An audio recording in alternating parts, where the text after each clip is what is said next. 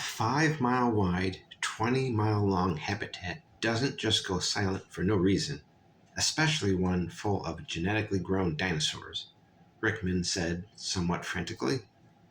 Captain Paulson gave him a gentle, side-eyed look with a slight smirk and replied, "Oh, I'm sure there's a reason." "Not funny," Rickman shot back before collecting himself. "I'm sorry, sir."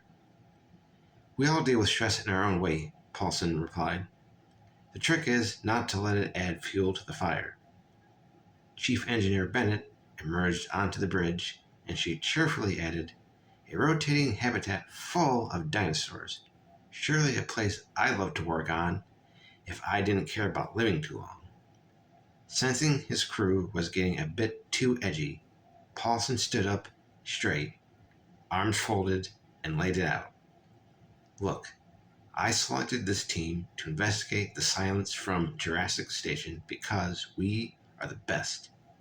We're fast approaching, and now is the time to wrap yourselves in your reputation and get to work. I believe in this team.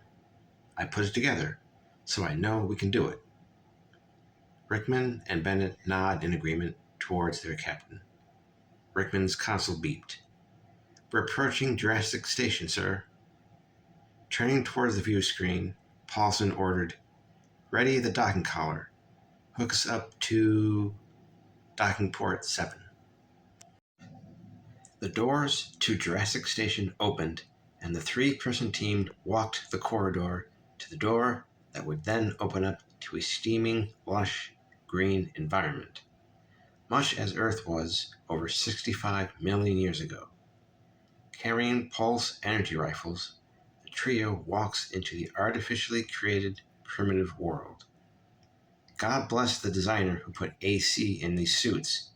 Looks like a sauna in here," Bennett said. Paulson nodded and motioned his team forward. The vastness of the massive cylinder snapped Rickman out of his fear. A horizon gently sloping away and up, mountains and valleys breaking up the scenery. The engineering of these places. It's almost hard to tell that this is a giant can in space. Marching through the foliage, Paulson slowly noticed something was off. Not only did none of the 100 personnel come to greet them, but no apparent dinosaurs anywhere. Even the skies were clear. Bennett noticed this as well and asked, "Captain, permission to launch an aerial drone.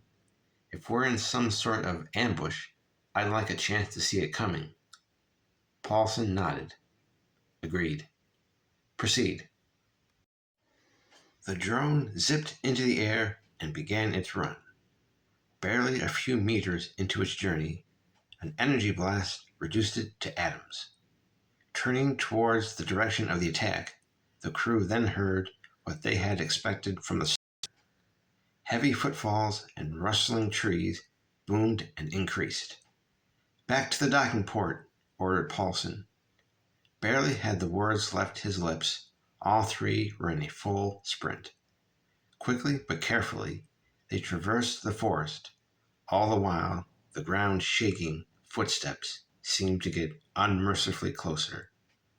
They could only be from a large predator. But where did that blast come from? Paulson thought to himself. As the doors back to the ship came into view, so did their pursuer.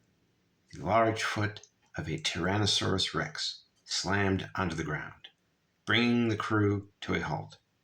With dread, Paulson, Bennett, and Rickman gazed upward, expecting to see the face of the beast that was set to devour them. To their shocking surprise, the T-Rex merely stared. Covered in cybernetic attachments, a voice was heard in the minds of the frightened humans. "My apologies. We did not mean to startle you." Fear gradually turned into confusion. A dinosaur was talking to them, telepathically. A cybernetically enhanced dinosaur. "Well, this is new," quipped Rickman.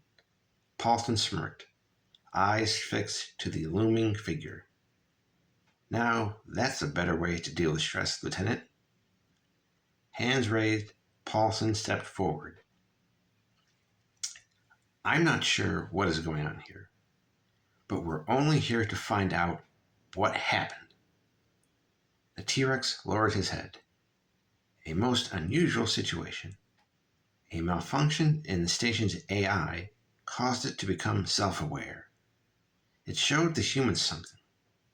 Whatever it was, it caused them to use their Stargate spacecraft to set a course towards the unknown, leaving us here. Paulson looked bewildered. But how did you come to be? Why have you been so enhanced? The modified T-Rex looked over to the flying and enhanced, also, dinosaur, which landed next to him. We do not know. We have asked it why, and it only says, seek the answers beyond the stars. And so we must. Paulson paused and thought for a moment. Well, I hope you will allow us to check the computer records. The T-Rex nodded. The AI left with the human, so it will be safe for you to do so. And we will be on our way. Wherever the quest leads us, we will find those answers for you. After the download, Paulson, Bennett, and Rickman returned to the ship. As it undocked from Jurassic Station, the large facility began to move off into the unknown. One mystery solved, but another takes its place.